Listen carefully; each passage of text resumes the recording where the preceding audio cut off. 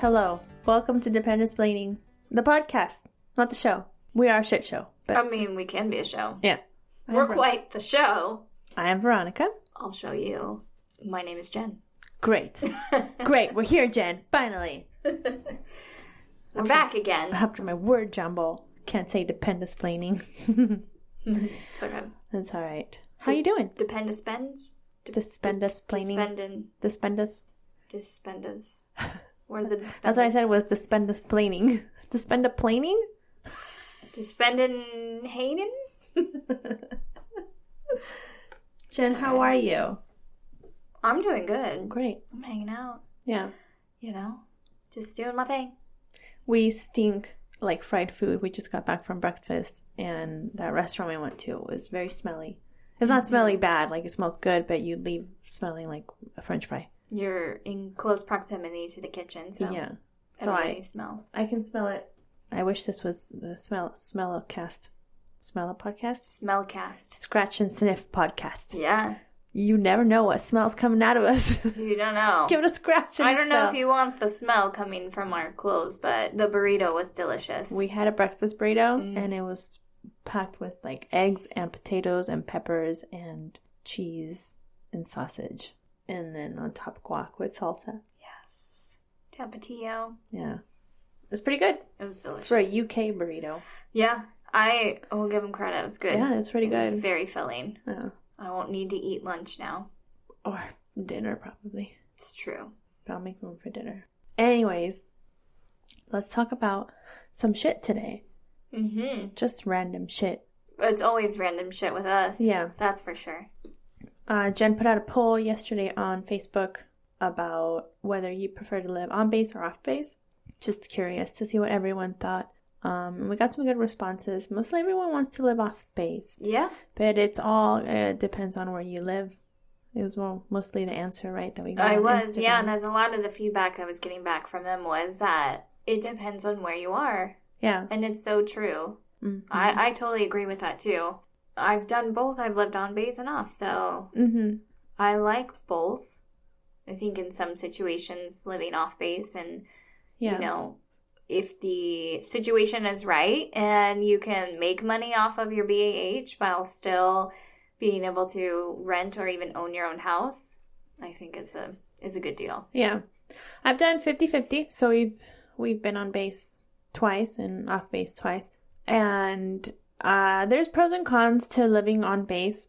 For one, like the utilities, like you can, when it's hot, you run your AC constantly. You don't have to see that electricity bill. In some cases, I guess we didn't. So there's benefits, there's perks to that. But there's also a lot of rules with living on base, with like maintaining your house, maintaining the outside of your house, and like just rules of the neighborhood of when to be quiet and stuff like that. And for some people that could be, a deciding factor. Yeah, that deciding factor. It could be like, no, like I don't want to live on base for that. Like I want to party. I want to listen to loud music. I don't want to mow my lawn for 3 weeks. Because that's another thing. It's like you have to be really tidy and like have your lawn mowed. When we lived in Guam, we had to mow our lawn every Monday because then they checked on Tuesday, and our yard was giant. Did they come out with like a ruler and measured how long your grass was? I never saw it, but it was like if you missed a blade of grass that you could like plainly see like up against the house, like if you didn't trim, you would get written up. That's crazy. Yeah, so you get a little citation, and then after a certain amount of citations, like they consider kicking you off. What? Base. For grass? For grass. So I could totally understand if like you are just neglecting your yard completely and you're not doing what they're asking you to do. That I can understand where it's like, yeah. But if you're like missing like just a small piece of lawn, every once in a while, and they keep writing you up for that same spot. Dude, Guam, that would be stupid. Guam was ridiculous. Like, we got written up a couple times. If you get written up, I think it was like 3 times within 6 months. It was like they could kick you off base. So we got written up for that same thing that I said, like a piece of grass that was sticking up higher than the rest of the grass. We had mowed it. Everything else was nice and trimmed. Yeah. But it was one little spot where there was like stupid. a blade of grass or like a weed was sticking up, and you could see it like against the house and the contrast. And we got written up for that.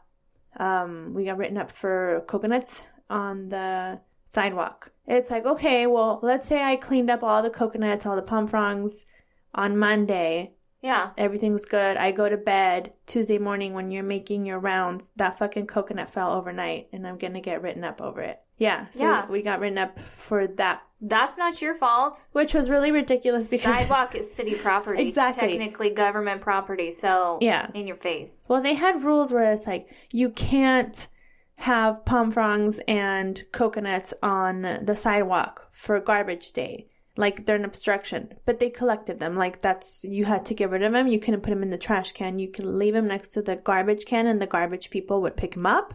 I don't know. Or not the garbage people. Someone would come around and, like, collect the foliage or whatever. But you couldn't put it on the sidewalk because it became an obstruction. It was like, okay. So I'm going to put it on my lawn? On my lawn. Literally to move it 2 inches. And then those fuckers wouldn't pick them up because they weren't put out.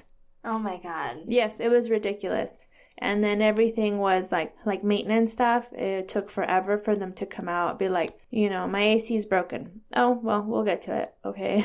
It's 85 degrees in my house. Mm-hmm. Everything is becoming humid. Everything is sweating inside my house. Yeah, it was. Including my walls. The floor. Our air conditioning went out one time, and they're like, well, we'll try to get to it tomorrow. And I was like, it's sweltering in here.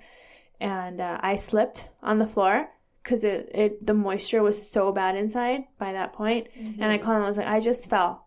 You have to come out. And they came out and fixed it right away. Of course they did now. Yeah. I fell. It's like, I'm falling and I can't get up. Yeah. No. Life alert. Mm-hmm. They sound like a really strict HOA. Yeah, it was like that. Your trash can needed to be put away as soon as it was collected. Mm. Yeah, like that day, like it couldn't go past a certain time in the evening. Like your grass had to be cut. Your shutters had to be always open unless there was a storm coming. See, so I like rules like that. And that's what I do like about base housing is the uniformity and making everyone's yard look nice and stuff like that. And that's great. And all, because there are some pretty shitty people who just neglect everything and can't take care of anything, and it's terrible. So it's nice that they have these rules, but that's also what kind of deters me from wanting to live on base ever again, is because of all these rules are annoying. And it's also because it reminds me of an HOA, and I hate HOAs because they're also the same way. Yeah. They take my goddamn money, and they don't fucking do anything. Yeah. I have an HOA on the house that we have in Arizona. Oh, really? Yeah. And they're finally getting better because it's an actual organization of people instead of just being one dude who doesn't even live near our area and has no idea what he's doing and spending all of our money on God knows what. What is the homeowners association? Like, what does it entitle you to? Like, do they come around and fix, like I know you had a break-in or something not too long ago? No, they don't do shit. They don't do shit for your house. But they keep it in line to where, like, if your paint is starting to fade, they'll make you paint your house. Oh, they'll make you. They don't come... They'll fine you if you don't do it either. Okay, well, then what's the point? And it's like, if I have somebody... If I know that paint is chipping, I don't need you to tell me if you're not going to fix it. They're going to make you do it, though, too, because they want the neighborhood to stay nice and all look uniform, just like all the others. They want you to... And the problem is like, in some areas, HOAs are great. Like, they really are good, and people pay into them, and they actually hire landscaping companies, so you don't have to worry about your front yards, and you don't have to worry about snow removal or different stuff like that. And that's great. But like my complaint every time is our HOA is unimportant. Our neighborhood is in an area that it's great, but not like... It's not fancy. There's nothing special about our area at all. And they supposedly, at least when the guy was around, spent $15,000 on landscaping, which landscaping for us was only like the very front part of our U-shaped road that we had. Yeah. It's small. It's not even this huge neighborhood. It's literally one road that's shaped in a U. Mm-hmm. And just the very front of those 2 roads is what would get taken care of with landscaping. Huh. But we have to pay all this money. Yeah. It's bullshit. It is bullshit. And then they just try to dictate everything you do. And it's good to a certain point, but they didn't do enough. So, like, our neighbor's yard would get covered in weeds. And when those weeds grow, they blow into everyone else's yards, which causes more weeds for everyone else. And it was terrible. So, like, then our front yard would start to get overgrown with weeds. And then I would get a thing in the mail saying, you need to take care of your weeds because they're getting overgrown. And I'm like, do you not see this house next to me? Yeah. That you can't even, like, walk to their door. It's so bad. They're spreading their weeds. Yeah, you're spreading your seeds everywhere. Yeah. Do not spill your seeds on me. Wrap it up. But sorry, that's my rant about HOA. But that's the thing. That's what reminds me, living on base housing is all the rules. So many rules that you have to follow, and I feel like if the housing is privatized, then they're even more strict on rules. Because I know when we were on McConnell, we were living in base housing before it got privatized. So Corvius is taken over now, but before it was just, run by the Air Force, I guess? Yeah.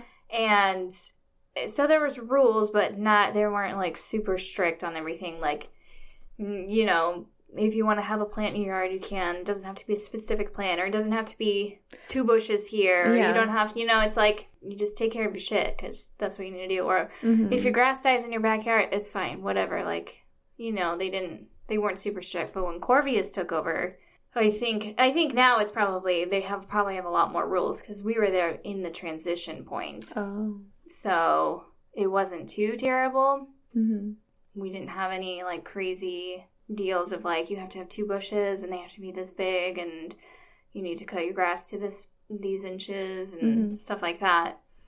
Maybe because we're just, good at keeping our yard clear that we didn't have any issues with people. But I don't remember having anything like that when we lived in Montana. They were privatized housing. It's Belfort Beatty. They were fine. Like, we didn't have any issues with them. They were pretty quick at responding to any issues we might have had.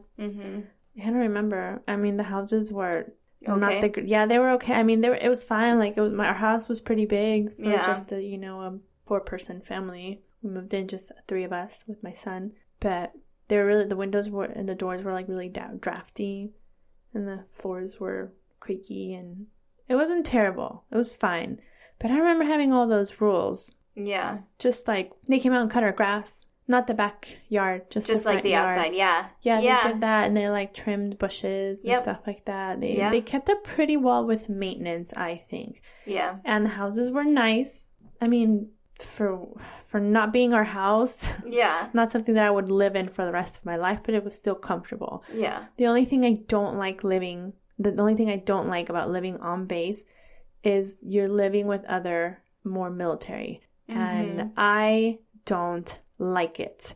I'm not hating on the military. I just don't like living to other catty spouses, basically, who are bitching and whining about any little thing.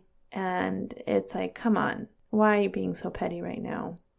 I did get into a petty coconut argument with our neighbor in Guam. It wasn't an argument like about words. Coconuts? About coconut, because I saw this fucker cutting his grass, and I was like, there's a coconut in his yard. Like, I noticed it, right? He kicked it into our yard. And I was like, okay. Why? Exactly. Instead of picking it up and putting it out, so it could be collected. So he kicked it into our yard. So I go and I kick it back into his yard. This goes on for like 3 weeks, because we cut the grass, once a week. It went on for like 3 weeks to a month, maybe. Kicking the coconut back and forth. And I was like, this is ridiculous. That is it's like, really petty of them. I was like, it was on his side and he kicked it onto our side. It was ridiculous. That's stupid. Why do people have to be dumb? And then let me tell you what he did. This was like when we had first moved in. So the coconut finally disappears. I don't know where it went. Thank God. And then I'm cutting my grass, right? And I had just finished cutting my grass, and he's on his riding lawnmower, and his grass is shorter than mine. Like on my side, there's no fences, by the way, separating us. There's no fences, nothing. Just, they told us from tree line to tree line, that's where you cut your grass, and that's where they cut their grass. Our lawn was giant. I mean, like the size of a football field. It felt like it was huge. Yeah. So it would take me like a good 2 hours to finish the grass. And I finished my grass, and I see him on his riding lawnmower, and here he comes on his riding lawnmower, and his blades are shorter than mine. Like they cut a path to where I was standing with his riding lawnmower. I was like, are you fucking kidding me? And he's like, hey, I'm your neighbor. And he like introduced himself, and I was like, you know, I was young, 23-year-old at the time, so I didn't want to be rude to him because he was clearly, you know, like an NCO.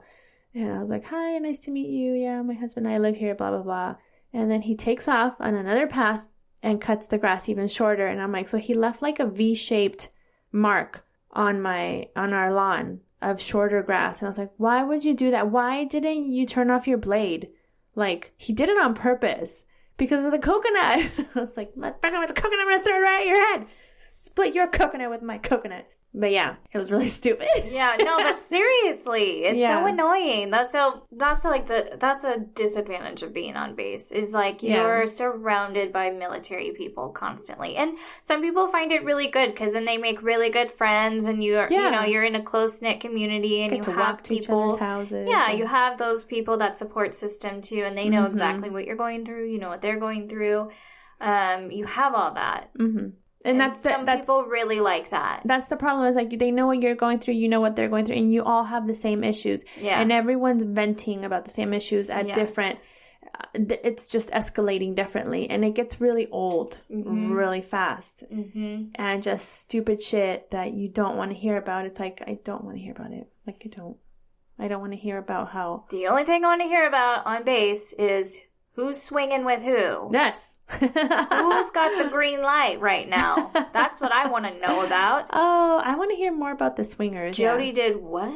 Yeah, exactly. Sorry, I'm a woman. I like the gossip. I love to hear about it. Okay, it's just what I do. I don't get involved in the drama, but I do like to stand back and listen. I like the stories. Obviously, you can tell we like sharing the stories too. Yeah. But no, that's the thing, is I don't want to be surrounded by all of that. I want to live my own life. And that's how Dave feels too. Like, he is in the military. He's there. He's working all day. He doesn't want to come home to it as well. Yeah. Like, the convenience of it, super nice. Where you're driving like 2 minutes to work. I get it. That's awesome. But you kind of get to escape and be away from it. Yeah. Get to blend in a little bit more in the civilian world, which is nice. It's like, okay, well, this is a job. Yeah. This is just a job. We get to go work on base. Yeah. Then I get to come home to a different area. Yeah. Yeah. And maybe you're living closer to some other people that are in the military too or whatnot too. But I mean, you're not fully surrounded by everyone and their bullshit. Yeah. So when we lived in Belgium, we considered living on base for a little bit, just because we came in, we were scared that we didn't know the language. We were in a completely different country we've never been to. Yeah. But then when we saw that we couldn't get a house on base, we're like, okay, let's just try off base. So we were looking at houses, and we found one in a really nice neighborhood near base, so Kyle could still drive back and forth to work because he had a really weird schedule. And we immersed ourselves in the culture, and it was really nice. And it was a struggle at times with the language barrier, but other than that, it was great. There's some, there was a lot of good things coming out of it. We were able to save money just because it was just us two. And so we had like the utilities money and stuff like that. We weren't really using it because we were never home. So we weren't having, because you got a set amount, And so when you're overseas. Yeah. So if you go over that, you come out of pocket. If you come under that, then that's awesome, and you get to put a little bit in the bank. Mm-hmm. So we were never home. I was working. We never turned on our heat, it felt like.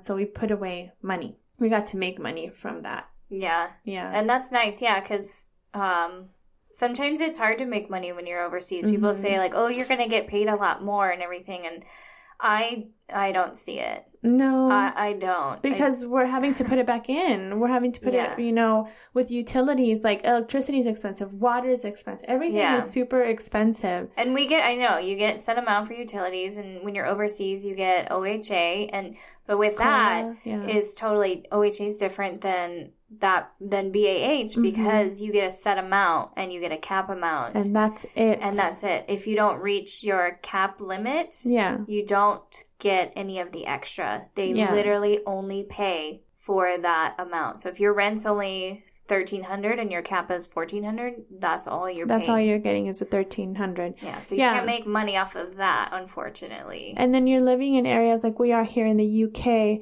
where it's hard to find a house that is going to fit a family of 4. Yes. Where you're not having to stick a child in a closet, because seriously, some of the rooms are the size of closet. Yeah. And I don't mean like your nice walk-in closet. I mean like maybe a desk and a chair will fit in there. And that's considered a bedroom. Yeah. They call that a bedroom, but no, there's no way. So you have like these younger families, you know, that got started earlier and they have kids and they don't make that much money in the military and they can't get anything. They can't those are the people that should be let on base, that should be able to live on base. Those are the people that should be at the top of the list. So that's absolutely. So that's the problem too. Overseas, especially over here, the waiting list for on-base housing is ridiculous. Everyone wants to live on base. I've heard it being like 2 years long if you get on the list, and it's like, well, if you got a 3-year tour, it's like, what's the point? You know? Yeah. So, I feel like that would be a good idea for the younger families who really, you know, they need space. Yeah. They need some room, and they need to be able to, somewhere where they can, you know, afford to live there. But they can't off base because everything is just expensive. Landlords know that what our cap is and everything. So that's where they price these houses at. But the good thing about having this, you know, a higher cap, the higher ranking your spouse is and stuff too, is you can find a decent house. Yeah. And you get to live in the culture of it. And that is what I like most of all living off base over here in the UK, is just being in the community and not being like stuck on base where all the Americans are. All the Americans bitching about having to live in the UK. Oh my or anywhere overseas. I have Americans that live in my neighborhood too. I'm for sure there's probably a crap ton more than I don't even know. But I mean, we're immersed into the community. We're in, you know, living with other British families and everyone. So all this housing development is just for military. This is not base housing anymore. Not anymore. This is old base housing, which is located across the street from the base. And the houses are nice and they're spacious, but it's run by some investment company. And these investors said there's a clause in the agreement that says you can only rent out to the Americans. So they cater to the Americans. So which is helpful. Yeah, it's nice. We have a nice house. It's spacious for a family of 4.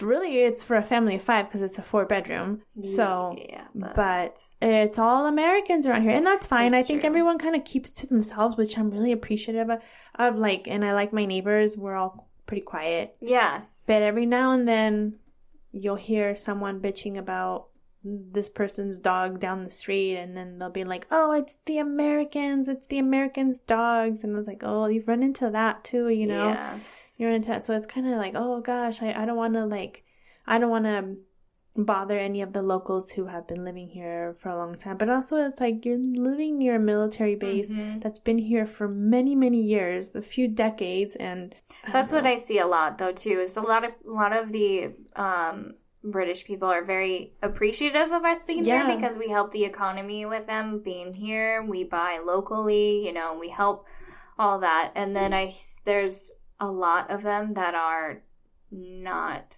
they don't like us being here at all. They always have something to complain about fireworks and noises, and you know, who knows what else we're doing. I don't know. Yeah. We're doing everything wrong. We're always doing something wrong. Yeah.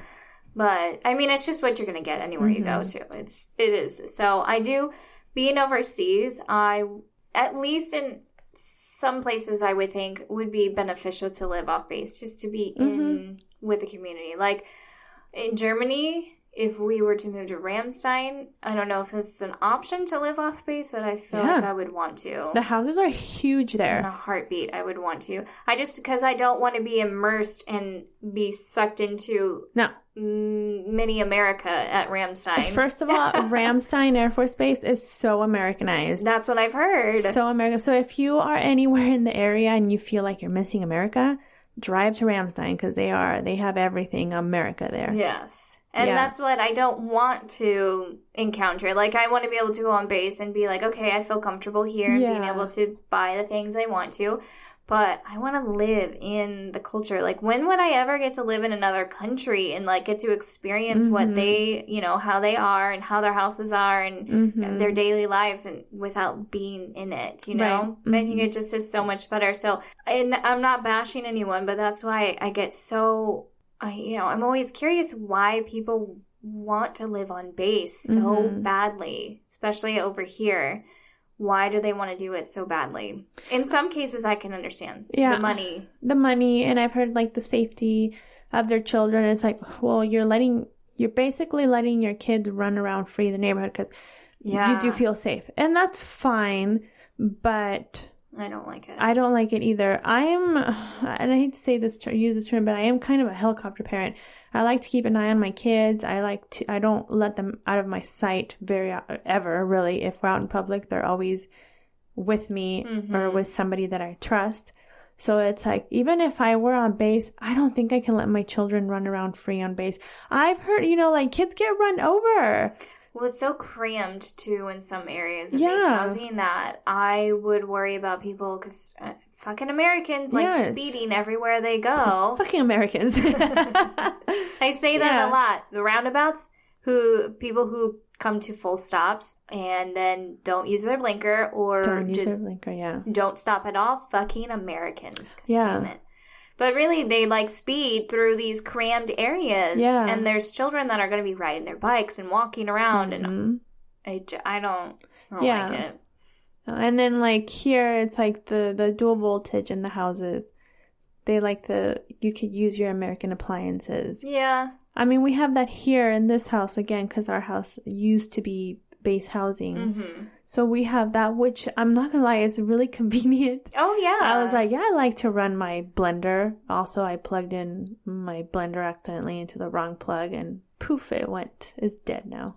Oh. Yeah. Rest its soul, Ninja Blender. $150 down the drain. R.I.P. I know. R.I.P. Oh. But so stuff like that, and just the safety, because it's like it's a gated community, right? So you feel safe on base. You feel safe with your children running around. It's easier to just walk to everything, to the commissary, to the clinic, to the BX, whatever. You just walk everywhere. Super nice. It is. Overseas, I like living off base. I like immersing myself in the culture, in the community. I like having other options instead of just the BX and the commissary, even though I can still walk on base and it's super close. Yeah. But I like doing stuff like that. I don't know. I like that. To be away from the Americans.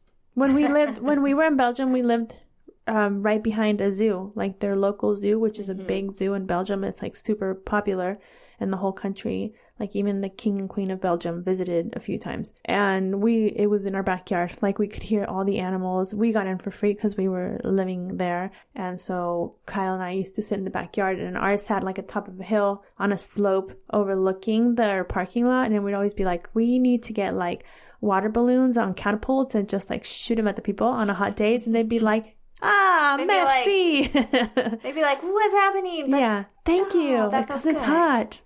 Yeah.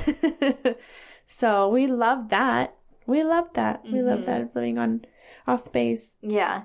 I think overseas it's a lot different. I did, speaking of that, I did have a comment on our Instagram page about it. Okay. Yeah, she had a really good point. Her comment was really was really good. She said, living on base is convenient as far as financial stress with maintenance, utilities, etc. Yes. But I definitely prefer to live off base. It's nice to feel like the 3 years that we have to be somewhere you can make feel a little more homey. Oh, that's true.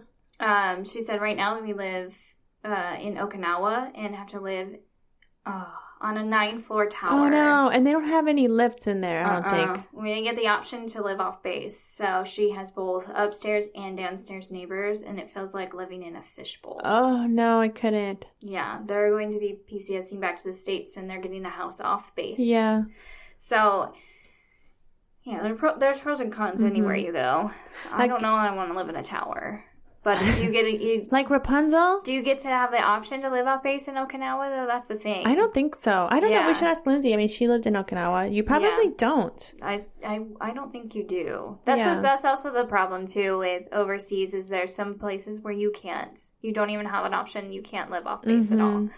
And it sucks, but, you know, you gotta do what you gotta do. Right. And again, back to that point, I think base housing, people with more family members that are lower ranking that really cannot afford anything for themselves off base, those are the ones that should be at the top of the list. Right. And you have like the 1-year tour people that I was like, well, you give them the option of like they go to the top of the list, right? When they're waiting for a house.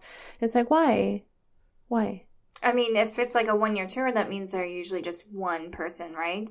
Well, no, when it's like when they separate their families, it's like the 1-year tour. Like for example, our friend Kai, who was a few episodes ago, talked about working overseas. No, I'm talking about how like her husband was did a 1-year tour while she stayed in the States, and their follow-on was here in the UK.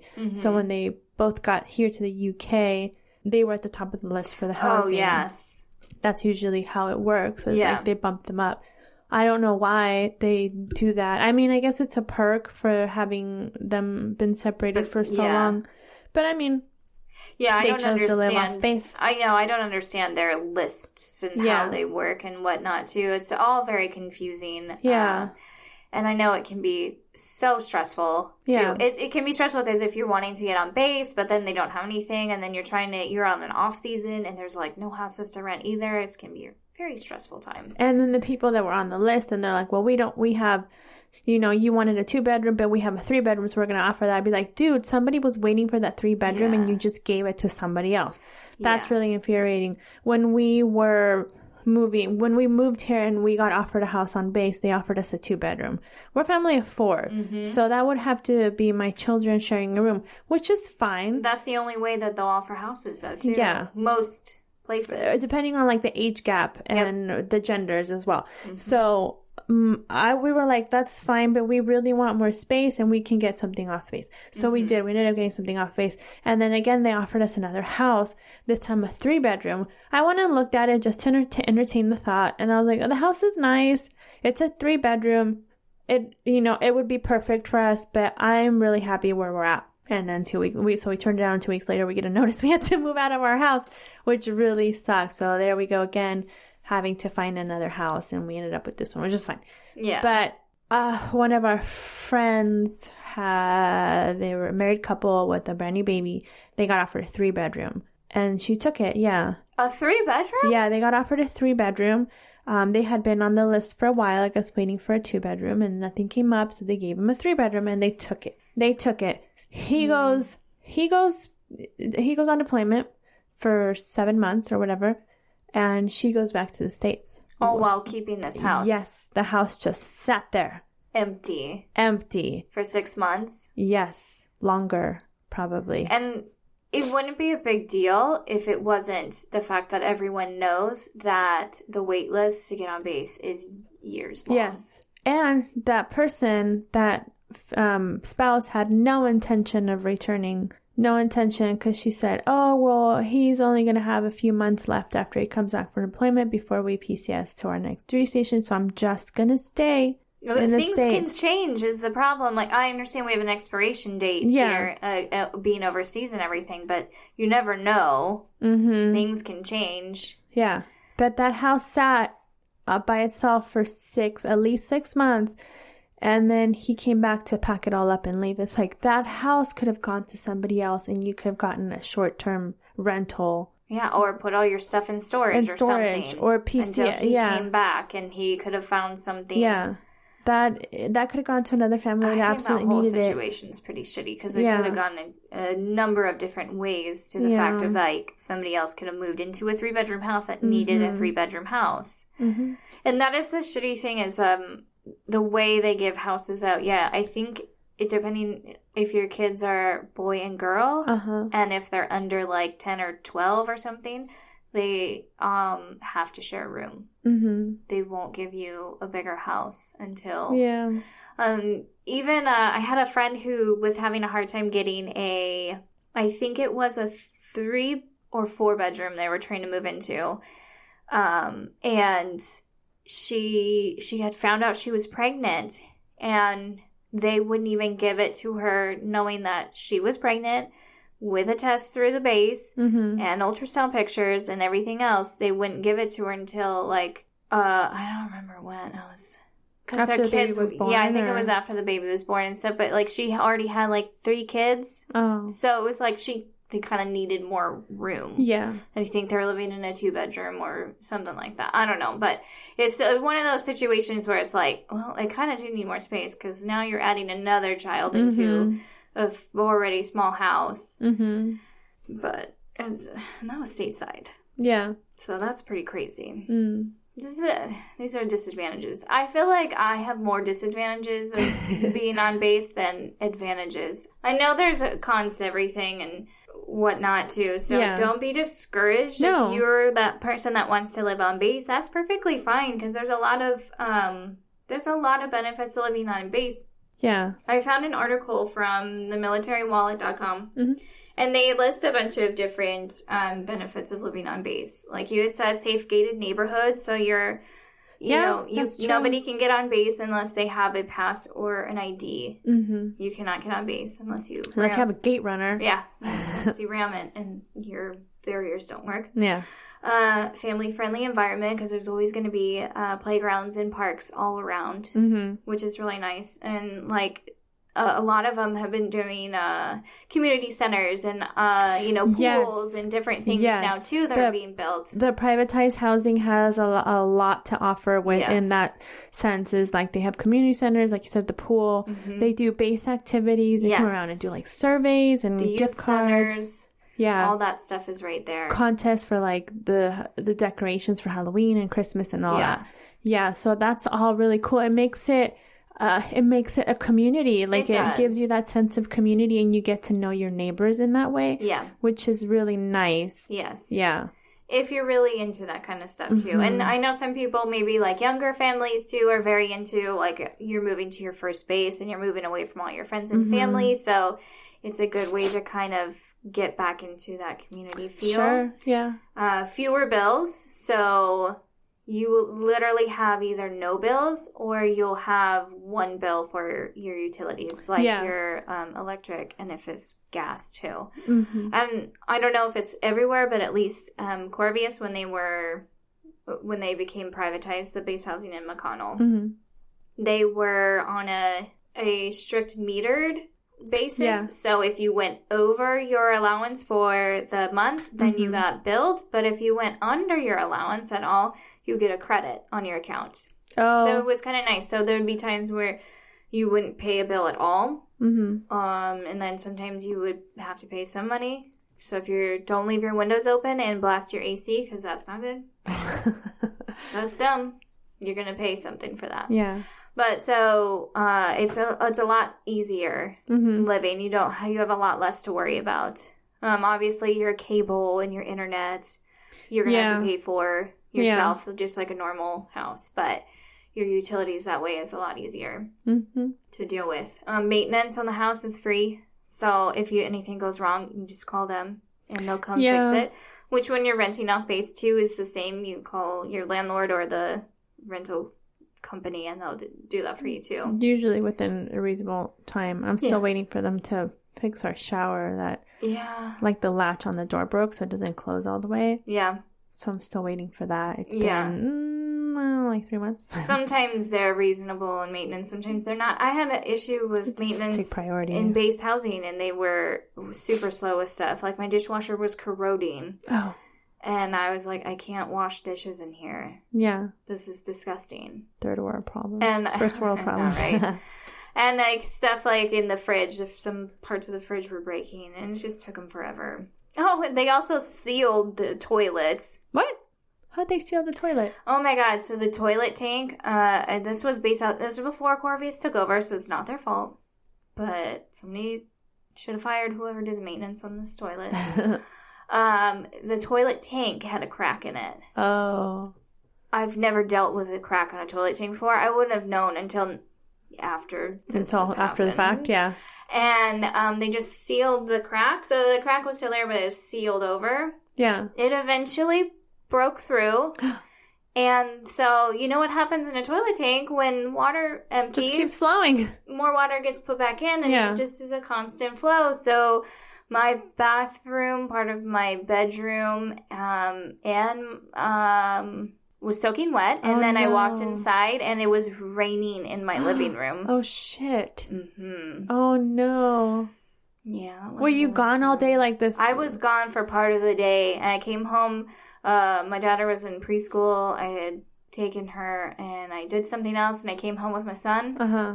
And I walk through the garage, and I hear this, like, noise, like, trickling sound, and I was like, what is happening? And I opened the door from because our garage walked into the laundry room, which then you open the door to the rest of the house. I opened that door, and I was like, oh, my God. And I walked back out, and I was like, what the fuck do I do?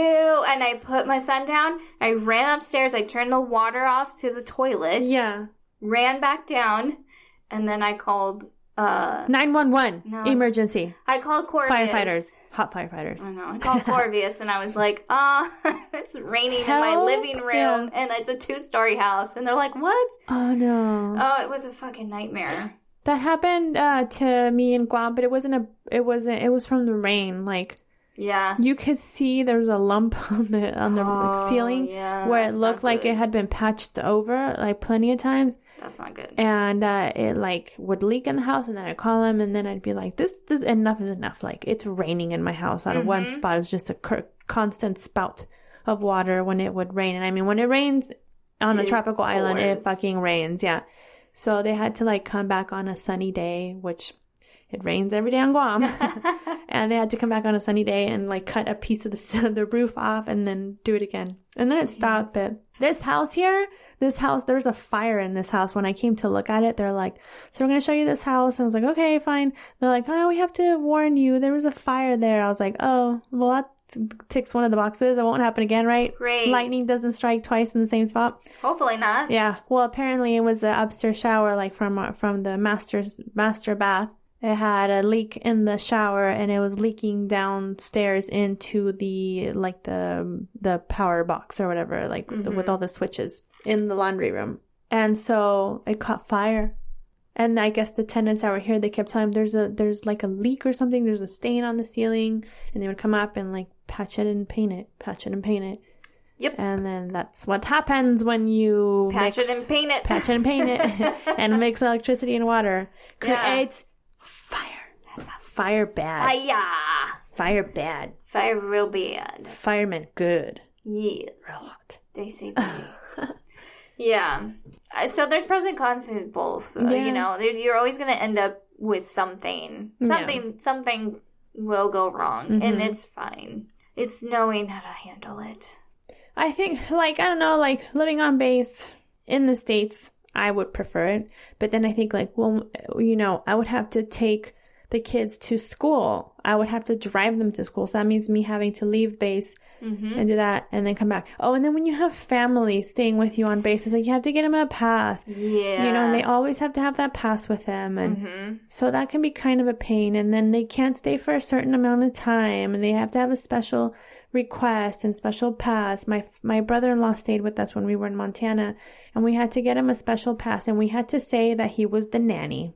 Oh gosh. Yeah, basically that he was there to help us. He was working a full-time job at the time, and he did help us. Don't get me wrong. He did help us a lot. Just not what he was there for. He kept me fed with Oreos when I was pregnant with my daughter. It was like he would buy a pack of Oreos for him and one for me, and I'd eat a sleeve.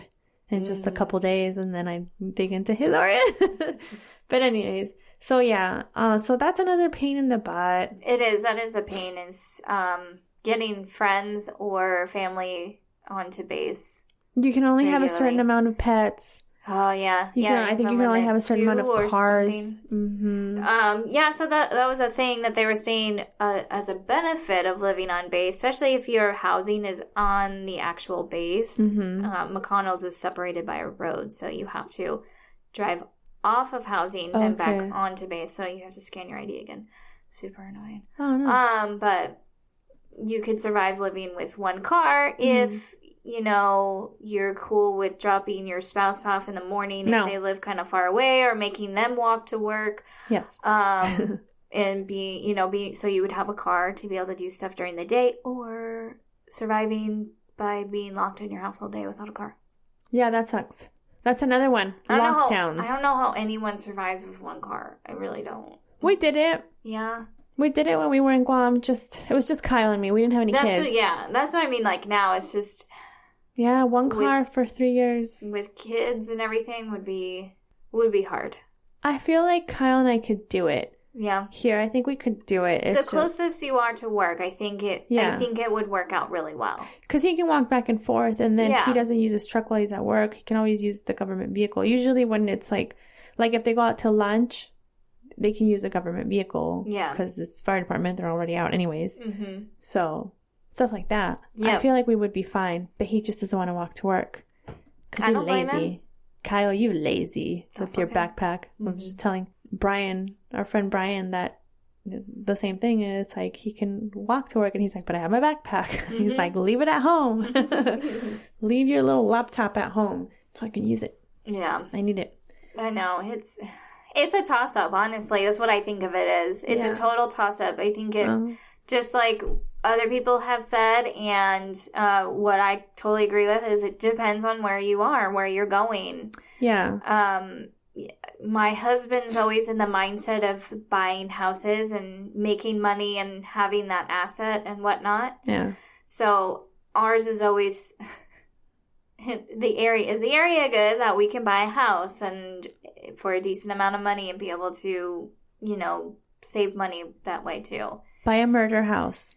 Yeah. Not for you to murder people. No. Like a house where someone was murdered in. Yeah, those houses usually are cheaper. Yeah, you'll get a good deal. Might come with some ghosties, but... I need to find... there should be like a way that I don't know yet, but I'm sure there probably is, where you can find out who was murdered in your house. Aren't you supposed to disclose that if like you're selling a house? If you're a real estate agent, somebody asks you how... was anybody murdered here?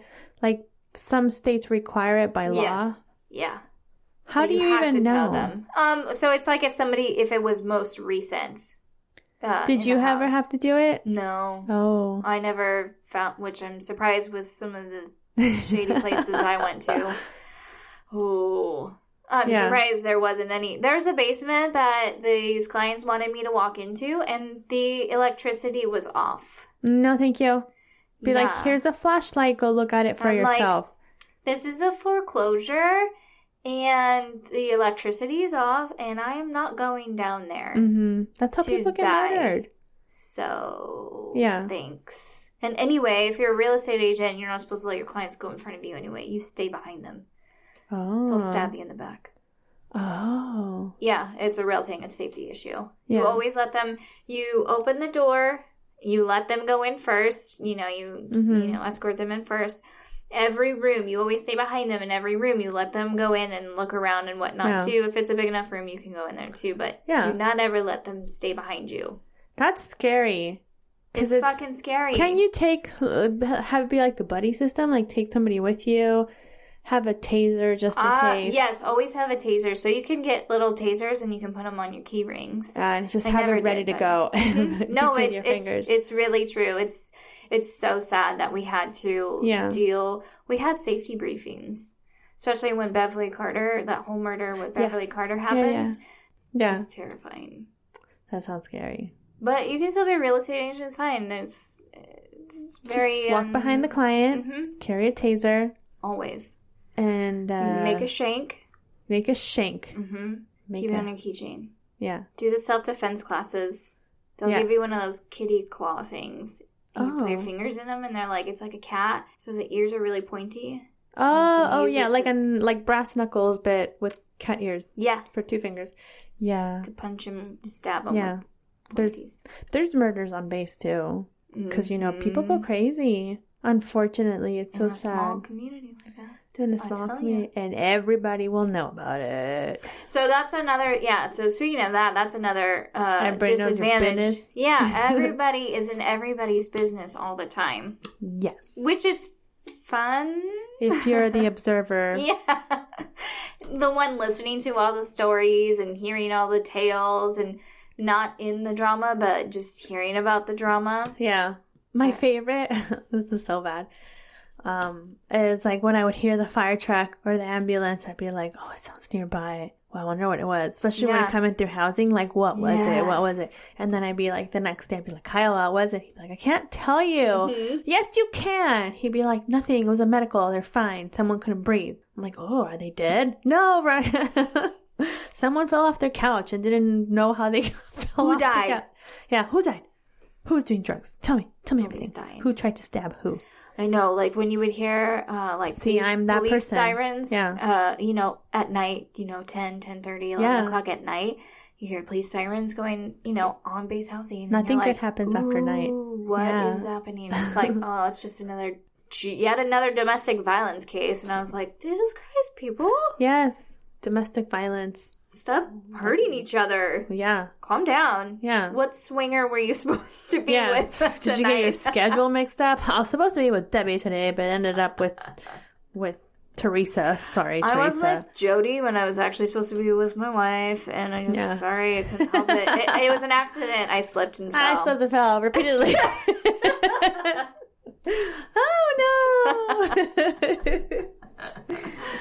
Oh, goodness. Yeah. Yeah, there's stuff like that you have to deal with. I mean, not that there isn't off base, but when you're on base, it really is like everybody knows everybody through work and, just people that aren't even part of the same squadron or unit or whatever. You still know them. It's a small town. That's you basically run into them is. At the commissary, at the BX. It is. It's a town within a town. Yeah. It's like fucking Vatican City without the priests. So, yeah, Vatican is the Vatican is a city within a city. Yes. So it's like that. It's a country within a city, really. The Vatican's its own country, isn't it? I don't even know. I don't know. Vatican City. That's what a bad Catholic I am. Yeah, but it's like that. It is. It's like that. It's everyone's in your business. They know everything, and people are always sharing everything too. Yes, and if you're anything like us, we will listen. Yeah, we will. You want to share? That's fine. And I'm a good listener. But wait, let me pop some popcorn real quick. Yeah. Hold that face right now that you're making. Wait. Getting ready to burst with information of gossip. Tracy did what? With that skank. I told you. I knew it. I knew I saw that Tide bottle out. I knew it. She looks dirty. From a mile away, I could see her dirty whoreness. I can only imagine all the good stories, though, you would hear being on base. It's just, it's pure entertainment. Who needs reality TV? Yeah, when we were in, I won't say what base, but there was a scandal about officers and drugs. Oh. Yeah, and it was like, whoa. And it was like, so their punishment was like, one of their punishments, I guess I should say. It was like they were shoveling people's driveways from the snow. So like I would see them shoveling driveways outside our driveway. And I'd be like, oh, what did you do? Oh. What have you done with your life that you resorted to that? Yeah. Yeah, so. Yeah. Shoveling driveways in, negative degree weather. Ouch. Yikes. Not fun. No, that doesn't sound fun at all. Yeah. But, yeah. I compare it kind of to, like, living in the city or living in the country. Yeah. Like, the grass is always greener on the other side sort of thing. And it's like, oh, I wish I lived on base for the safety or whatever. Right. And it's like, oh, gosh, why did I make that mistake? I don't want to live on base. I don't want to be surrounded by all these people. Yeah. I would hate living on base here in the UK. No offense to our friends that live on base, but personally, I would hate it. I would not be happy. It's like Kyle says, he's like, I'm going to leave work, go home, still be on base. Yeah. To see more people that I work with. Exactly. That's the biggest thing is Dave just doesn't want to be around that. And what was it? We were watching The Sandlot, and beginning of the movie, they have a huge block party for 4th of July. Yeah. And I was like, oh, I really like that. You know, I miss that. I wish, like, I want to do some more stuff like that. And he was like, the only way you're going to do that is to be living on base. And that's basically, that's where you're going to get that most of all. And he's like, nobody does that stuff anymore. And I was like, it's true. One of our friends, Cammie, they live on base and they're doing an Oktoberfest. Oh. And I was like, that is fucking genius. I was like, that is awesome. They're going to have beer. And I was like, why don't we do that here? Mm-hmm. Like, it would be really easy on this street. And they're doing it, but it's the night of the firefighters ball. And I was like, oh, we might just walk over there. If it's still going that late at night. Finish your party, go walk over there, go party somewhere. Because it's on base, so, yeah. And I was like, we should do that here in our neighborhood. Mm-hmm. I can't even organize a fucking garage sale block thing. Like, yeah. Yard sale. I went and told a bunch of neighbors, I said, I'm having a garage sale this day. They're like, hey, thanks. Oh, that was another thing. When we were in Guam and we would have garage sales, a lot of the locals would come in and they would swarm you. Yeah. To get, like, all kinds of stuff, whatever they could get their hands on. Yeah. Uniforms and stuff. Oh. Yeah. Crazy. Yeah. Yeah, that was another thing, too, with Corvius, is you couldn't have your own garage sale out of your house. You had to wait until a designated day. Really? Yeah. Oh, that's weird. Which I thought was strange. I'm like, why does that matter so much, you know? All this shit's piling up in my garage. I need to get rid of it. They wouldn't open it up. They wouldn't open up base housing for, you know, non-military either. It was just for base housing. And so they would wait to be able to do a huge yard sale. And I was like, that's kind of dumb, though. Let me sell my shit. I need to get rid of my shit. For real, it's just piling up in my garage and I need to get rid of it. So, pros and cons to both. It's all on what you prefer, honestly. Yeah. What you feel most comfortable with. Most people feel comfortable living on base, and that's perfectly fine. That's what you're used to, and you're comfortable in that situation, especially if your husband's deployed. You have people around you to help you through. Yeah. And whatnot, which is great. I think with all things, like, don't let people influence you. Yeah. Do your research before you get there. Yes. And see what would fit you best. And we see a lot of Facebook comments is like, what, this city versus this city, and everybody bashes on everybody else's city. It's like, whatever you feel happy with, wherever you can find something that you think would work for you. Exactly. If you're overseas, a little worried about the language barrier, that's okay, because the thing is, your neighbors are probably used to having Americans as neighbors, and they are very accommodating and lovely people. At least in our case, we've had that. Yeah. And living on base, like I said, we've done 50-50, so it was fine. I think the closer you are to base, too, the more you're going to get more just accommodating with you. Yes. You know? Yeah. With the locals being more... Yeah. Open with you there. And they'll probably know English, or at least some of it. And absolutely. They can, you know, it won't be so bad. Yeah. And some communities are super accepting of us Americans. Even stateside of the military community too. They're very accepting. It's just something that they're used to. And you'll get the crazy ones, you know, that are batshit crazy and will say stupid shit to you. And that's fine. Just, you know. You'll get that on and off base. Yes, exactly. You will. There are some batshit crazy people on base. Yeah.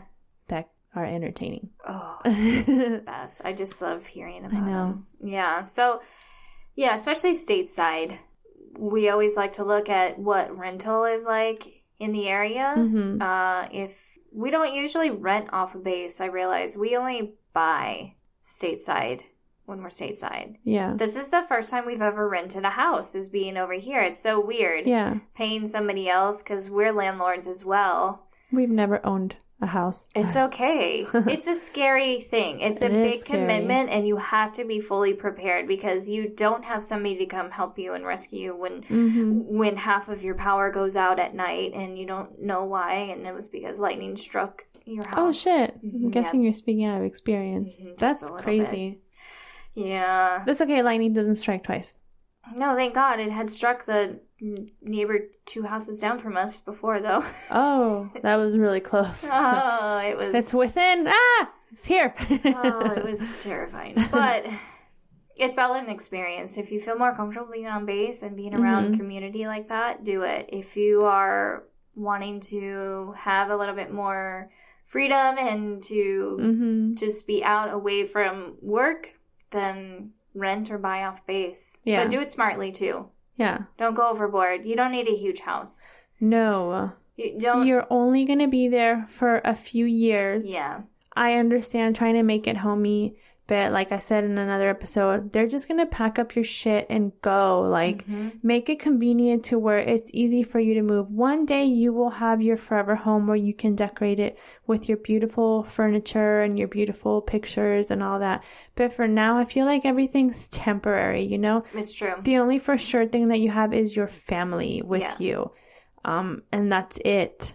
Live like you're going to PCS. Live like you're going to PCS. Exactly. Like you're going to PCS tomorrow. Yep.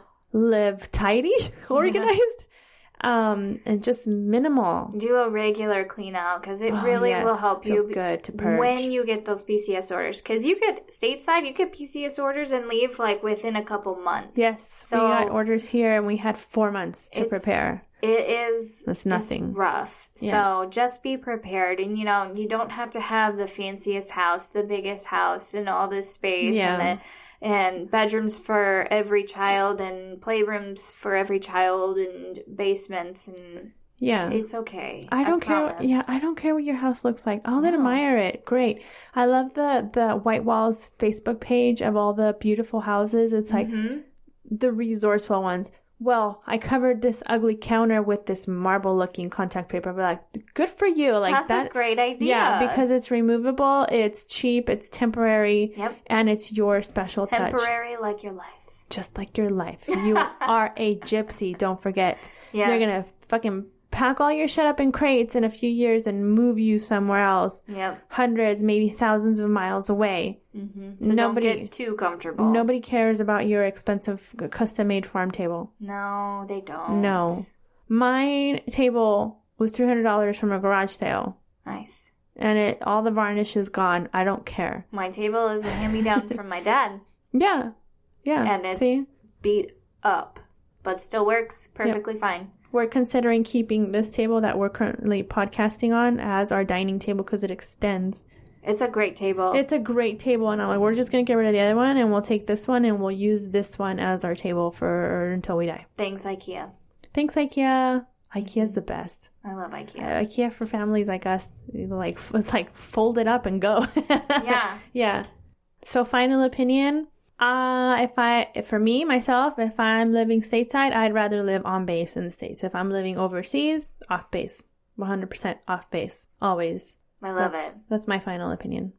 Overseas, I would definitely, if I have the choice, I want to live off base. Would be great. Stateside, it depends on where we are. So, looking at houses, some of the houses on base are really nice. Yeah. At least from the outside, they look really nice. Some are historical. So. Also, do your research on who your privatized housing is, because I have heard some really shady things from. Oh, recently Balfour Beatty had like a scandal where they were putting in work orders and saying they completed them, so they were still getting paid for that work order, but the work was never completed. Yeah. So that was kind of shady, or they would just do like a shitty job. Mold in houses, too, is a big issue. McConnell had a lot of that. Yeah. And they never addressed the issue. But finally, I think they've knocked down all those houses now. They don't have any of the old, like, 50s houses. It was bad. But, so just do your research where you are. Definitely. I think that in some areas, yes, I definitely would love to live on base. And some other areas, I would probably prefer to buy a house. And live under my means. Yeah. Bank on some of that BAH if I can. If you can, yeah. Yeah. So just plan smart for where you're going to move to, and like I said, don't really let people influence you because everyone has different opinions. Oh, just think you kind of do your research and see if there's good areas, bad areas, pros and cons of living on base. Like if you have like your spouse or yourself have a weird schedule at work, probably best to stay on base just so you're closer. If you have a pretty steady schedule and you have like children that need to attend school, probably off base would be a better choice for you. If you want no association with the military, stay off base. Completely. Maybe like 30 minutes away. Yeah, exactly. I heard if you live like 45 minutes or so away, you don't have to see the doctor on base. You're far enough away that you can see an off-base doctor. Well, that's what they told us. Not about doctors, but with our fuel. Because my car is diesel and there's no diesel pump at the base here where my husband's stationed at. So they said we can get like a ration card to be able to pump diesel at a gas station anywhere in the UK. Yeah. Because I'm technically not within reach of the nearest diesel. Yeah. But I still drive to the other base that has the diesel. So it's fine. But yeah, I heard that. Yeah, that would be nice. So, stuff like that, look into it. That doctor one's interesting. Yeah, I just heard it was a while ago, though, too, so I don't know if it's still true or not. But it's just because it was the spouse that they were living literally like 40 minutes to an hour commute away. Yeah. And so she didn't have to see a doctor on base. She got to see the doctor closer to her. Huh. Which would make sense. I mean, I think that's nice if you're far enough away. Yeah. So, if you're into commutes too. I don't like commuting. That's long. Especially 2 hours a day. Especially with children. Ugh. And they're yelling in my ear the whole time. Yeah. Anyways. I know. But yeah, that's our final opinion, I guess. Mm-hmm. I hope you guys enjoyed this episode. If you have any more questions about on-base living or off-base or just want to share your opinions, email us at dependisplaining@gmail.com. Or reach us at our Facebook or Instagram or Twitter. And as always, thank you guys so much for listening. I do want to say one thing. Our friend Melissa, who we interviewed a few episodes ago, she's getting ready to leave. She's leaving us on Saturday, but she's leaving on Friday night and staying the night in London and then catching a flight out. So we just want to say thank you to her. We're going to miss her and we wish her the best. And look out, Cannon Air Force Base, because they're coming. They're coming to you. Full force. Full force. Watch out. Yes. So welcome her with a nice warm smile when you see her. Can't miss her. Big She's hug. Gorgeous. Yes. Mm-hmm. All right, friends. Well, thank you so much for listening. We hope you enjoyed this episode. And once again, reach us at dependisplaining@gmail.com or Facebook or Twitter or Instagram. And thank you guys for your interactions. Yeah, on always. Instagram, Facebook. Yeah, it was awesome. We really appreciate it. It's so helpful. Yes. It's great to get other opinions. Make sure you go to wherever you're listening to us and rate and subscribe. Please. And yeah, well, that's all for today. So you traveling gypsies, always getting ready to move on or off base. It doesn't matter because wherever you go, there you are. Goodbye.